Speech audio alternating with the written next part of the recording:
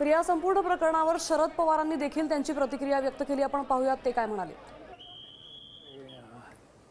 का ते या सगळं शैक्षणिक चळवळीमध्ये माणसांच्याकडे जी जबाबदारी होती ही जबाबदारी त्यांनी काळजीपूर्वक हाताळली नाही आणि त्याचा परिणाम हजारो मुलांना त्यांच्या भवितव्यावर अडचणी आली.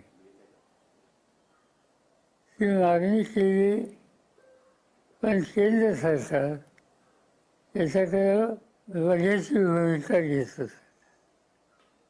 शेवटी त्याची मागणी एवढाच प्रश्न नव्हता, बाकीचे राजकीय पक्षसुद्धा त्यांच्याबरोबर उभे राहिले.